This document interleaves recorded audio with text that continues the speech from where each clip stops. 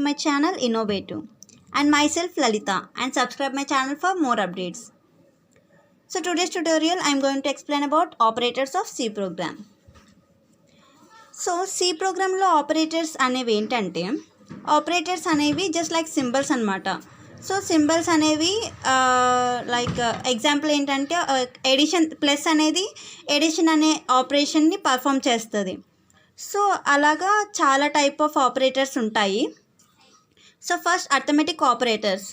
Arithmetic operators అంటే ఇది mathematical ఆపరేషన్స్ని పర్ఫామ్ చేస్తుంది, like addition, subtraction, multiplication, divisions etcetera అలాగనమాట. సో మనం ఇప్పుడు ఒక ఎగ్జాంపుల్ చూద్దాము.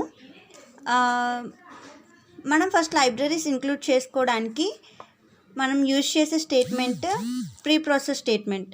So hash include stdio.h. Compiler ఎక్కడి నుంచి ప్రోగ్రామ్ స్టార్ట్ చేస్తుంది అని కంపైలర్కి అర్థం అవడం కోసం మనం మెయిన్ ఫంక్షన్ యూజ్ చేస్తాం, ఇంట్ మెయిన్. నెక్స్ట్ మనం వేరియబుల్స్ని ఇనిషియలైజ్ చేసుకుంటాము. సో మనకి అర్థమెటిక్ ఆపరేషన్ అంటే ఏంటి? ఎడిషన్, సబ్ట్రాక్షన్, మ్యాథమెటికల్ ఆపరేషన్స్ చేయడం. సో మనం దాన్ని బట్టి ఒక కోడ్ రాస్తాం. ఎడిషన్, సబ్ట్రాక్షన్ మనకి అవుట్పుట్ ప్రింట్ అవ్వడం కోసం అని చెప్పేసి ప్రింట్ఎఫ్ స్టేట్మెంట్ తీసుకుంటాం. లాస్ట్లో మనకి అవుట్పుట్ ఇలా వస్తుంది అన్నమాట.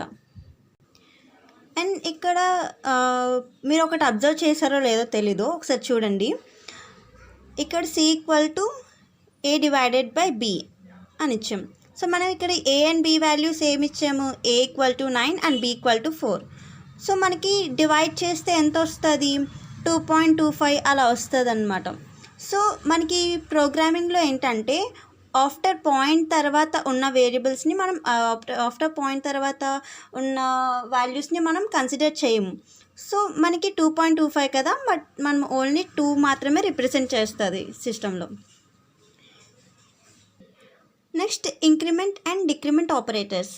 ఇందులో మనకి 2 ఉంటాయి. ఒకటి ఇంక్రిమెంట్ అండ్ డిక్రిమెంట్. ఇంక్రిమెంట్ని మనం ప్లస్తో ఇండికేట్ చేస్తాం అండ్ డిక్రిమెంట్ని మైనస్. సో ఇందులోని మళ్ళీ మనకి 2 టైప్స్ ఉంటాయి. ఆల్రెడీ నేను లాస్ట్ సెషన్లో చెప్పాను.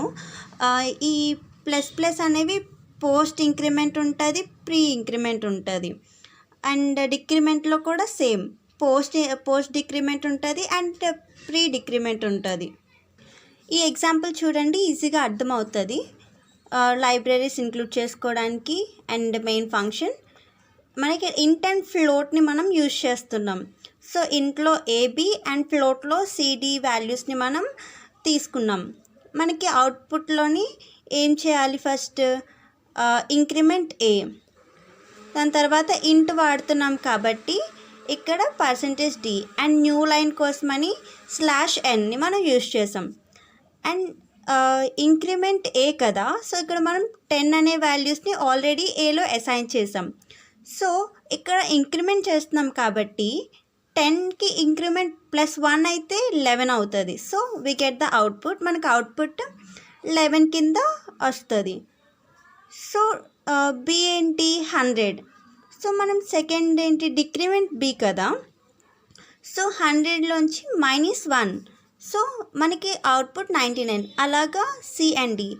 ఇక్కడ చూడండి, ఇక్కడ మనం ఫ్లోట్ యూజ్ చేస్తున్నాం కాబట్టి %Fని మనం యూజ్ చేస్తున్నాం ఇక్కడ.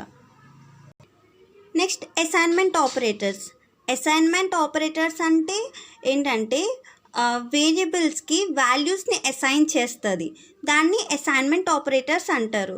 మనకి ఇవన్నీ కూడా ఆపరేటర్స్ అండ్ దాని ఎగ్జాంపుల్స్ అన్నమాట.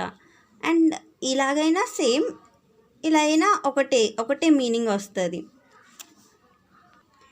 And size of operators. Already last సెషన్లో చెప్పాను సైజ్ ఆఫ్ ఆపరేటర్స్ ఏంటంటే ఇది మనకి చాలా డేటా టైప్స్ ఉంటాయి కదా, వాటి యొక్క సైజెస్ని ఇది చెప్తుంది అనమాట. లైక్ ఇంట్ అంటే 4 bytes అలాగా. సో ఇక్కడ ఒక ఎగ్జాంపుల్ చూద్దాం, సో బాగా ఫాస్ట్గా అర్థమవుతుంది. సో హ్యాష్ ఇంక్లూడ్ stdio.h ఇంట్ మెయిన్. ఇక్కడ మనం int, float, double and character తీసుకుంటున్నాం. సో మనం ప్రింట్ ఫస్ట్ ఇంట్ని మనం ఫస్ట్ ఇంట్ అవుట్పుట్ కావాలి, A output. So size of int %LU bytes n and the size of A. మనకి A and B, C, D అలాగే represent చేస్తున్నాము. చేశాక మనకి ఆల్రెడీ ఒక టేబుల్ నేను లాస్ట్ సెషన్లో చెప్పాను సైజ్ ఆఫ్ ఆపరేటర్స్ అని. సో దాన్ని యూజ్ చేసుకొని, దాన్ని బేస్ చేసుకొని ఇంట్కి 4 బైట్స్ ఉంటుంది, ఫ్లోట్కి 4 బైట్స్ అండ్ డబుల్ 8 బైట్స్. ఎందుకంటే అది లాంగ్ కాబట్టి, లాంగ్ ఆర్ ఏదైనా పెద్ద వేరియబుల్స్ ఆర్ ఎక్కువ ఏవైనా ఉంటే అక్కడ మనం డబుల్ యూజ్ చేస్తాం. సో అందుకనే 8 bytes. So character 1 byte. So ఇలాగా మనకు అవుట్పుట్ అనేది వస్తుంది అన్నమాట. నెక్స్ట్ కామా ఆపరేటర్స్ ఏంటంటే అది 2 ఎక్స్ప్రెషన్స్ని లింక్ చేస్తుంది అనమాట. లైక్ ఎగ్జాంపుల్ చూడండి, int A comma C equal to 5 comma D అలాగే రిప్రజెంట్ చేస్తుంది. నెక్స్ట్ బిట్ వైజ్ ఆపరేటర్స్ ఎందుకంటే నార్మల్గా మనం మ్యాథమెటికల్ ఆపరేషన్ చేస్తే మనకి టైం కొంచెం ఎక్కువ అవుతుంది అనమాట. సో దానికన్నా తక్కువ టైంలో ఫాస్ట్గా చేయాలంటే మనం ఈ బిట్ వైజ్ ఆపరేటర్స్ని మనం యూజ్ చేయొచ్చు. సో ఇవన్నీ ఆపరేటర్స్ అండ్ ఈ ఆపరేటర్స్ని మనం ఎలా యూజ్ చేయొచ్చు అని చూద్దాం. నెక్స్ట్ వన్ రిలేషనల్ ఆపరేటర్స్ ఏంటంటే ఇవి 2 ఆపరెంట్స్ మధ్యన రిలేషన్ని చెప్తుందన్నమాట. సో ఇందులో ఇవన్నీ కూడా ఆపరేటర్స్. అంటే ఇది ఎలా చెక్ చేస్తుందంటే ట్రూ అయితే 1 కింద, ఫాల్స్ అయితే 0 కింద ఇది మనకి రిప్రజెంట్ చేస్తుంది. ఇవన్నీ కూడా ఆపరేటర్స్, రిలేషనల్ ఆపరేటర్స్ ఇవన్నీ కూడా. అండ్ ఎగ్జాంపుల్ చూద్దాం. 5 equal to 3. So 5 and 3 different కాబట్టి, సో ఫాల్స్ స్టేట్మెంట్ కాబట్టి 0. 5 is greater then 3. So true కాబట్టి 1 రిప్రజెంట్ చేస్తుంది. సో 5 లెస్ దెన్ 3 కాబట్టి ఫాల్స్ కాబట్టి 0. So 5 is not equal to 3. So 5 is not equal to 3 true కాబట్టి 1. So అలాగనమాట. Next local operators ఏంటంటే ఇది కూడా సేమ్ రిలేషన్ ఆపరేటర్స్ లాగానే ట్రూ అయితే 1 అండ్ ఫాల్స్ అయితే 0 రిప్రజెంట్ చేస్తుంది. అండ్ ఇందులో ఏంటంటే ఈ లాజికల్ ఆపరేటర్స్ మనం ప్రోగ్రామింగ్లో ఎలా యూజ్ చేస్తామంటే డెసిషన్ మేకింగ్ కోసం మనం ఈ లాజికల్ ఆపరేటర్స్ని మనం యూజ్ చేస్తాం. ఇవి ఆపరేటర్స్. ఇక్కడ ఎగ్జాంపుల్స్ అన్నమాట. సేమ్ ఇందాక లాగానే C equal to 5 and D equal to 2 తీసుకున్నాం. సో ఇక్కడ ఎక్స్ప్రెషన్ ఇచ్చారనమాట, C equal to 5 and C is greater than 5, D greater than 5. So ఇది ఫాల్స్ స్టేట్మెంట్ కాబట్టి 0. అలాగా స్టేట్మెంట్స్ చెక్ చేసుకొని ట్రూ అయితే 1 అండ్ ఫాల్స్ అయితే 0ని రిప్రజెంట్ చేస్తుంది. సో ఇవన్నీ కూడా ఆపరేటర్స్ అన్నమాట. Next flow control. సి ప్రోగ్రామింగ్లోనే చాలా ఉంటాయన్నమాట. Like if else, for loop, while loop, break and continue, switch cases and programming go to. ఇందులో నేను ఆల్రెడీ ప్రీవియస్ సెషన్స్లోనే ఫర్ లూప్ చెప్పాను, వైల్ లూప్ చెప్పాను, బ్రేక్ అండ్ కంటిన్యూ చెప్పాను, స్విచ్ కేస్ చెప్పాను and programming go to చెప్పాను. ఎందుకు present మనం go to use చేయట్లేదు, యూజ్ చేయాలనుకుంటే ఎలా యూజ్ చేయాలి అవన్నీ చెప్పాను. ఇప్పుడు నేను ఏం చెప్తానంటే ఇఫ్ ఎల్స్ చెప్తానమాట. ఇఫ్ ఎల్స్లోని చాలా సబ్ టైప్స్ ఉన్నాయి, అవి ఏంటో ఇప్పుడు డిస్కస్ చేద్దాం. ఇఫ్ స్టేట్మెంట్ ఏంటంటే ఇఫ్ స్టేట్మెంట్ సింటెక్స్ ఇది. ఇఫ్ టెస్ట్ ఎక్స్ప్రెషన్, ఈ పారెంథసిస్లో ఎక్స్ప్రెషన్ రాస్తాము. ఎక్స్ప్రెషన్ రాసిన తర్వాత ఆ ఎక్స్ప్రెషన్ని కంపైల్ చేస్తామన్నమాట. అది ట్రూ అయింది అనుకోండి, దెన్ కోడ్లోకి వెళ్తుంది, బాడీ కోడ్ చూస్తుంది. అదే ఫాల్స్ అయితే ఎండ్ అయిపోతుంది అనమాట, టర్మినేట్ అయిపోతుంది. సో దాన్ని ఇఫ్ స్టేట్మెంట్ అంటారు. అండ్ ఇఫ్ ఎల్స్ స్టేట్మెంట్ కూడా సేమ్ ఇఫ్ స్టేట్మెంట్ లాగే, కానీ ఎడిషనల్గా ఎల్స్ మనం యూజ్ చేస్తాము. ఇది ఇఫ్ స్టేట్మెంట్ ట్రూ అయితే ఓకే, అది ఎల్స్ని నెగ్లెక్ట్ చేస్తుంది. ఇఫ్ ఇన్ కేస్ కంపైల్ అవ్వలేదు, అది ఫాల్స్ ఇంకా రన్ అవుతుంది, ఎక్స్ప్రెషన్ అనేది ట్రూగా చూపించట్లేదు అన్నప్పుడు ఈ ఎల్స్ని మనం యూజ్ చేస్తామన్నమాట ఫాల్స్ కండిషన్ టైంలోని.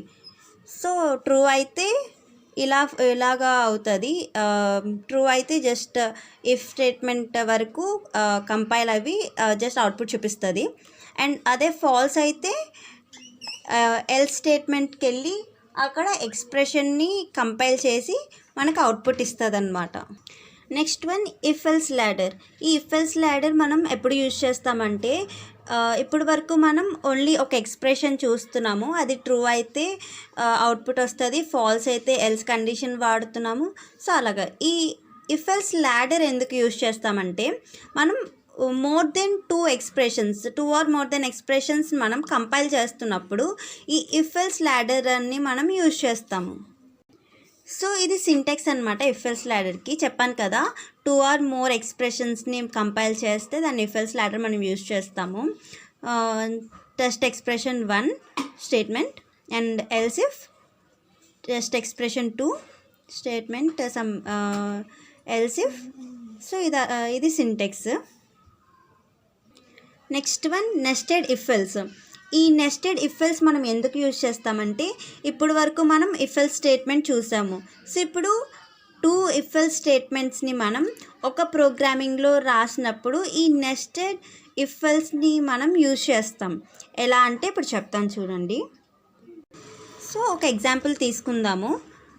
ఇందులో మనం 2 నెంబర్స్ని మనం యూజ్ చేస్తున్నాం.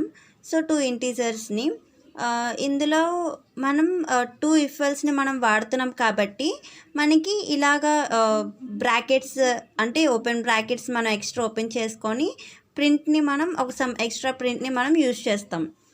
ఒకసారి ఈ ప్రోగ్రామ్ చూస్తే అర్థమవుతుంది. ఇఫ్ ఇన్ కేస్ ఒక్క ఇఫ్ ఎల్స్ని మాత్రమే వాడితే మనం ఇలాగా బ్రాకెట్స్ మనం పెట్టవసరం లేదు. అదే మనం 2 ఇఫ్ ఎల్స్ స్టేట్మెంట్స్ని మనం యూజ్ చేస్తే చూడండి, ఇలాగ క్లోజ్డ్ బ్రాకెట్స్ మళ్ళీ ఓపెన్ బ్రాకెట్స్ చేసి ప్రోగ్రామ్ని మనం రాస్తాము. సో ఇది డిఫరెన్స్ అన్నమాట. And next concept functions. C ప్రోగ్రామింగ్లో ఫంక్షన్స్ 2 టైప్స్ అన్నమాట. ఒకటి స్టాండర్డ్ లైబ్రరీ ఫంక్షన్, ఇంకోటి user defined function. First standard library function ఏంటంటే మనకి స్టాండర్డ్ లైబ్రరీ ఫంక్షన్స్ అన్నీ కూడా సి ప్రోగ్రామ్లోని ఇన్బిల్ట్గా ఇస్తారు. సో ఈ స్టాండర్డ్ లైబ్రరీ ఫంక్షన్స్లో ఏంటంటే ప్రతి ఒక్క ఫంక్షన్కి దాని రెస్పెక్టివ్ హెడర్ ఫైల్స్ ఉంటాయన్నమాట. సో ఒక ఎగ్జాంపుల్ చూద్దాము. ఇప్పుడు మనం ప్రింట్ఎఫ్ అనే ఫంక్షన్ని మనం యూజ్ చేయాలనుకో, దాని హెడర్ ఫైల్ stdio.hని మనం యూజ్ చేస్తాం. చూడండి, ఇక్కడ ఇంకా లైబ్రరీ ఫంక్షన్స్ ఉన్నాయి. ప్రోగ్రామ్ అసెటెడ్ ఫంక్షన్స్కి accrt.hని మనం యూజ్ చేస్తాం. క్యారెక్టర్ టైప్ ఫంక్షన్కి ctype.h, లోకలైజేషన్ ఫంక్షన్కి locale.h, మ్యాథమెటికల్ ఫంక్షన్స్కి math.h, జంప్ ఫంక్షన్కి setjmp.h, అండ్ సిగ్నల్ హ్యాండ్లింగ్ ఫంక్షన్స్కి sagnal.h, and variable arguments handling ఫంక్షన్కి stdarg.h, and standard input output ఫంక్షన్కి stdio.h, అండ్ స్టాండర్డ్ యూటిలిటీ ఫంక్షన్స్కి stdlib.h, అండ్ స్ట్రింగ్ హ్యాండ్లింగ్ ఫంక్షన్కి string.h, అండ్ డేటా టైప్ ఫంక్షన్కి time.tmu.h. ఇవన్నీ కూడా standard library functions. And next one user defined function. So ఈ user defined function ఇందులో పేరులోనే ఉంది. సో మనం యూజర్స్ క్రియేట్ చేసే ఫంక్షన్స్ అన్నమాట. సో దాన్ని యూజర్ డిఫైన్డ్ ఫంక్షన్స్ అంటారు. ఇదొక ఎగ్జాంపుల్ చూద్దాము. #include stdio.h void function name. So main function ఇది. దాని తర్వాత int main and function name. So compiler అనేది ఈ మెయిన్ ఫంక్షన్ నుంచి ప్రోగ్రామ్ని కంపైల్ చేస్తుంది అన్నమాట, అంటే వాయిడ్ ఫంక్షన్ నేమ్ నుంచి. సో కంపైలర్ అనేది ఎగ్జిక్యూట్ చేస్తూ ఈ ఫంక్షన్ నేమ్ దగ్గర అది మళ్ళీ కంపైల్ చేస్తూ మళ్ళీ ఇది మెయిన్ ఫంక్షన్ దగ్గరికి వెళ్తుంది అన్నమాట.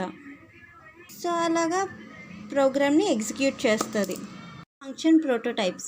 ఈ ఫంక్షన్ ప్రోటోటైప్స్ ఏంటంటే ఇది ఫంక్షన్ యొక్క ఫంక్షన్ నేమ్ని, పారామీటర్స్ని అండ్ టైప్ని డిక్లేర్ చేస్తుంది అనమాట. దాన్ని ఫంక్షన్ ప్రోటోటైప్స్ అంటారు. సో ఇది Sintex: return type, function name, type 1, argument 1, type 2, argument so on. ఇందులోనే ఒక ఎగ్జాంపుల్ చూద్దాం. ఇంట్ యాడ్ నెంబర్. మనకి ఫంక్షన్ ప్రోటోకాల్ ఏం చేస్తుంది అన్నాను కదా, ఏం చేస్తుంది, దాని యొక్క నేమ్, పారామీటర్స్ అండ్ టైప్ని. సో ఇక్కడ మనకి ఏంటిది, యాడ్ నెంబర్ అనేది కంపైలర్కి ఇన్ఫర్మేషన్ని పంపిస్తుంది అనమాట ఈ ఫంక్షన్ ప్రోటోకాల్స్. సో ఇది ఎడిషన్ చేయాలి అండ్ ఇక్కడ ఇంట్ టైప్ ఉంది, ఇక్కడ ఏ అండ్ బి వేరియబుల్స్ ఉన్నాయి అని కంపైలర్కి ఇన్ఫర్మేషన్ని పంపించేది ఈ ఫంక్షన్ ప్రోటోటైప్స్. ఈ ఫంక్షన్ ప్రోటోటైప్స్ని మనం ఎక్కడ యూజ్ చేయము అంటే, ఇఫ్ యూజర్ డిఫైన్డ్ ఫంక్షన్ అనేది మెయిన్ ఫంక్షన్ కన్నా ముందు మనం డిక్లేర్ చేస్తే ఈ ఫంక్షన్ ప్రోటోటైప్ని మనం యూజ్ చేయ అవసరం లేదు. ఇక్కడ user defined function types 4 types అనమాట.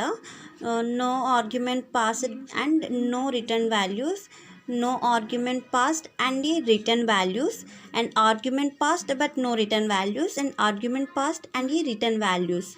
సో మనం ఈచ్ వన్ ఎగ్జాంపుల్ చూద్దాము. And next one is recursion functions. ఈ రికర్షన్ ఏంటంటే రిపీట్ యాక్షన్ అనమాట. సో దానికి అది రిపీట్ యాక్షన్ అవుతూ ఉంటుంది అప్ టు ఎక్కడి వరకు అంటే మనం ఈ రికర్షన్ని స్టాప్ చేయాలి అన్నప్పుడు మనం ఇఫ్ ఎల్స్ స్టేట్మెంట్ని ఇక్కడ ఇఫ్ ఎల్స్ స్టేట్మెంట్ని మనం యూజ్ చేసుకోవచ్చు. సో అప్పుడు ఈ రిపీట్ ఫార్మాట్ అనేది స్టాప్ అవుతుంది. అప్పటి వరకు ఇది దానికి అదే రిపీట్ అవుతూ ఉంటుంది అనమాట. దాన్ని రికర్షన్ ఫంక్షన్ అంటారు. సో ఇక్కడ చూడండి, వాయిడ్ రికర్స్ ఫంక్షన్ అలా రికర్సివ్ కాల్. సో దానికి అది రిపీట్ అవుతూ ఉంటుంది. సో దాన్ని రికర్షన్ ఫంక్షన్ అంటారు.